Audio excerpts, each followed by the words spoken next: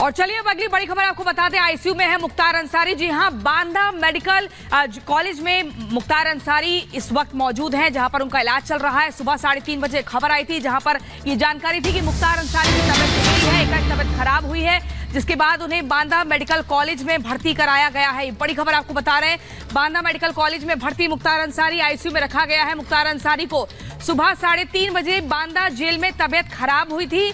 Banda DM की मौजूदगी में अस्पताल में भर्ती कराया गया है। बांदा मेडिकल कॉलेज के अंदर और बाहर सुरक्षा के इंतजाम सख्त हैं, कड़े हैं। आईसीयू में मुख्तार, प्रशासन अलर्ट मोड पर है। बड़ी खबर आपको बता रहे हैं, डॉक्टरों की बड़ी टीम निगरानी कर रही है। अस्पताल के अंदर और बाहर दोनों ही तरफ सुरक्षा कड़ी है। तस्वीरें आपको दिखा रहे हैं, मुख्तार अंसारी को ले जाया गया था और ये 3 तस्वीरें। मुख्तार की तबीयत बिगड़ी है, मेडिकल कॉलेज में भर्ती करवाया गया है। अस्पताल के बाहर सुरक्षा के कड़े इंतजाम है और इस वक्त बांदा मेडिकल कॉलेज में मुख्तार अंसारी का इलाज चल रहा है। मोनिका, बिल्कुल ये तस्वीरें हम आपको दिखा रहे हैं। देखिए, ये 3 तस्वीरें पूरे घटनाक्रम को बयां करती हुई नजर आ रही हैं। देर रात 3:30 बजे के करीब मुख्तार अंसारी की सेहत बिगड़ती है और उसके बाद मेडिकल कॉलेज में, बांदा के मेडिकल कॉलेज में उसे भर्ती कराया गया है और उसके बाद फिर सुरक्षा भी कड़ी कर दी गई है। देखिए, राघवेंद्र और अजय हमारे 2 सहयोगी हमारे साथ जुड़ चुके हैं। पहले अजय का रुख कर लेते हैं, बांदा में मौजूद है।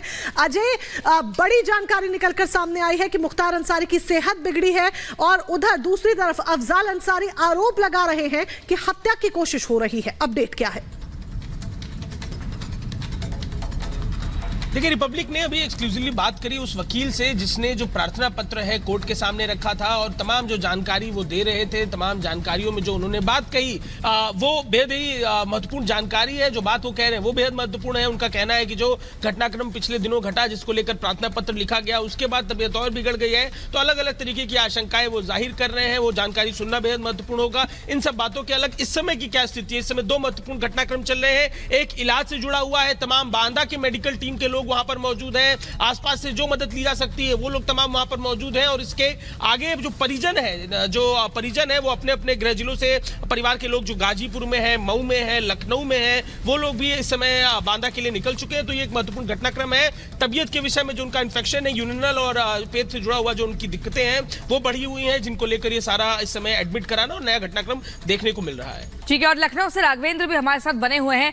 राघवेंद्र, ये जानकारी मिली कि सुबह 3:30 बजे एकाएक तबीयत बिगड़ी है, तब जो तबीयत खराब हुई उसको लेकर क्या जानकारी है? और जानकारी ये भी है कि अस्पताल के भीतर और अंदर सुरक्षा के कड़े इंतजाम है, और क्या कुछ इनपुट हमारे पास?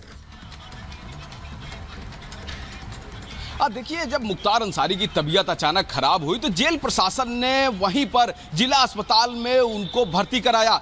कड़ी सुरक्षा के बीच में जेल प्रशासन और वहां की जो लोकल पुलिस ने मिल करके मुख्तार अंसारी को सुरक्षा दी और उनकी जो तबीयत खराब थी उसका लगातार इलाज चल रहा है। इसके पहले पिछले हफ्ते जब बाराबंकी में वीडियो कॉन्फ्रेंसिंग से मुख्तार अंसारी की पीसी थी तो उसने शंका जाहिर की थी कि कहीं न कहीं मेरे साथ षड्यंत्र हो रहा है या मेरे साथ कुछ अनहोनी हो सकती है, ऐसा उसने कहा था। अपने तबीयत का भी उसने हवाला दिया था, खाने पीने की चीजों को भी उसने हवाला दिया था। लेकिन देखिए, ये सब बात अलग है। हम आपको बहुत पीछे ले जाते हैं। जब वह पंजाब में था, एक समय जब पंजाब की सरकार थी, पंजाब की सरकार उसको उत्तर प्रदेश नहीं भेजा करती थी, बहुत सारे अड़ंगे लगते थे, तब कहीं न कहीं मुख्तार अंसारी को यह समझ थी कि आखिर उसके साथ यहाँ क्या हो सकता है। तो कहीं न कहीं जो उसके मन में तब शंका थी, आज भी वो शंका बनी है। तो शंका का कोई समाधान नहीं है, लेकिन लगातार उसकी तबीयत खराब थी। आपने कई सारे वीडियो, कई सारे फोटो देखे होंगे जिसमें वो बिल्कुल सेहत बीते कई दिनों से खराब थी। बार बार वक्त पर इसकी जानकारी जो है निकलकर सामने आती रही है। राघवेंद्र और अजय हमारे साथ जुड़े रहिएगा, लौटेंगे।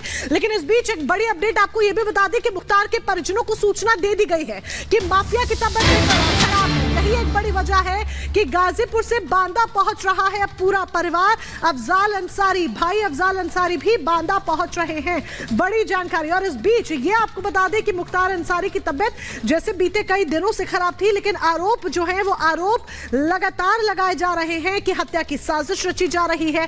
इससे पहले भी बीते दिनों हमने देखा किस तरीके से तमाम जो घटनाक्रम है मुख्तार अंसारी को लेकर सामने आए। मुख्तार अंसारी को लेकर जो घटनाक्रम सामने आए उसमें पेशी के दौरान मुख्तार अंसारी ने पॉइजन देने का भी आरोप लगाया था, क्योंकि तबीयत लगातार खराब चल रही थी। इस बीच अफजाल अंसारी ने भी बड़ा आरोप लगाया है कि हत्या की साजिश रची जा रही है।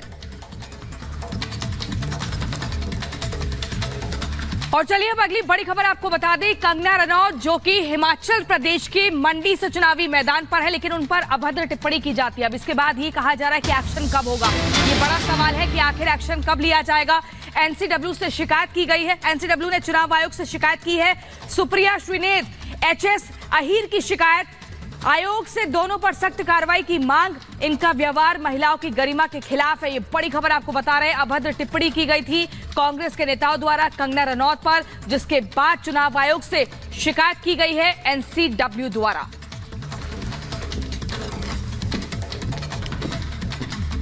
तो राजनीति जाहिर सी बात है अब इस बयान के बाद गर्म होती नजर आ रही है। देखा जाए तो लोकसभा के रण में मोदी से चुनावी मुकाबले में पीछे चल रही कांग्रेस की बौखलाहट अब साफ सीधे तौर पर समय के साथ आने लगी है। और अब कांग्रेस की प्रवक्ता सुप्रिया श्रीनेत के सोशल मीडिया हैंडल से हिमाचल के मंडी सीट से बीजेपी उम्मीदवार अभिनेत्री कंगना रनौत के लिए आपत्तिजनक पोस्ट किया गया है। कंगना और बीजेपी ने कांग्रेस पर करारा हमला बोला है। श्रीनेत के बयान को कंगना रनौत ने मंडी शहर और महिलाओं का अपमान बताया है।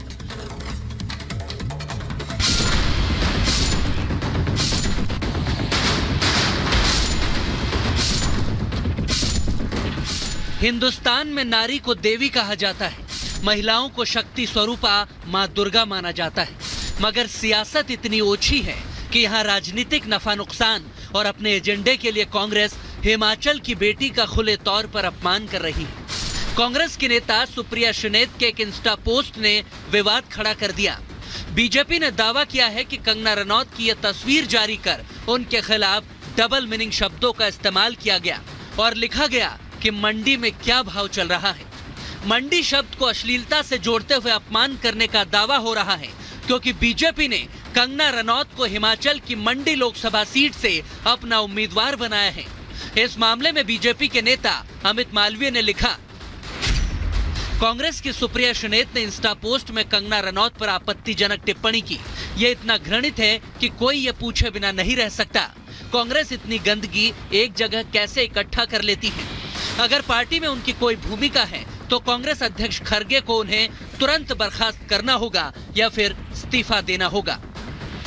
बीजेपी प्रत्याशी के साथ ही एक अभिनेत्री और महिला का अपमान करने वाली कांग्रेस नेता के खिलाफ बीजेपी ने मोर्चा खोल दिया और सुप्रिया श्रीनेत को बर्खास्त करने की मांग तेज कर दी। कंगना रनौत जी के बारे में जो अभद्र और भद्दी पोस्टिंग इंस्टाग्राम पर सुप्रिया श्रीनेत, जो इनकी सोशल मीडिया आईटी टीम की हेड है, राष्ट्रीय प्रवक्ता है, उन्होंने की, ये अस्वीकार्य है। परंतु ये कांग्रेस की मानसिकता को झलकाता है। प्रियंका वाड्रा लड़की हूँ लड़ सकती हूँ को मानती है तो खड़गे जी, प्रियंका जी और राहुल जी इस व्यक्ति को तुरंत अपनी पार्टी से निकाले और माफी मांगे।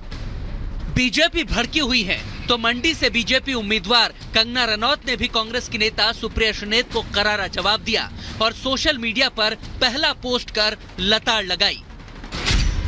प्रिय सुप्रिया जी, एक कलाकार के रूप में अपने करियर के पिछले 20 वर्षों में मैंने हर तरह की महिलाओं का किरदार निभाया है।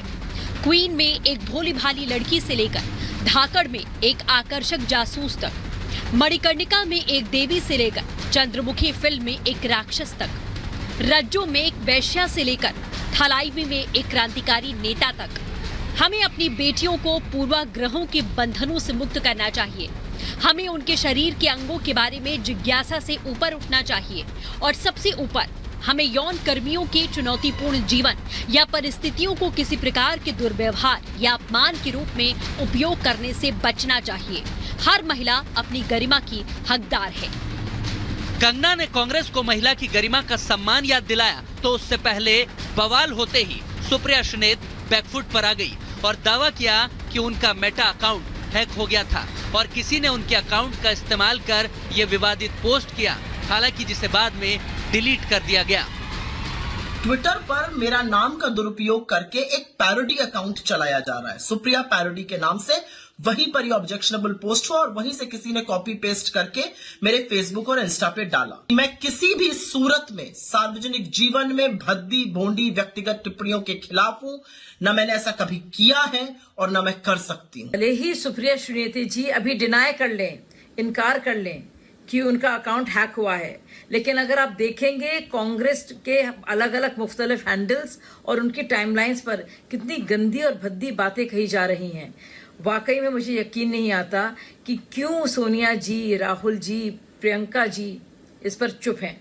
क्यों उन्होंने अभी तक सुप्रिया जी को पार्टी से बर्खास्त नहीं किया।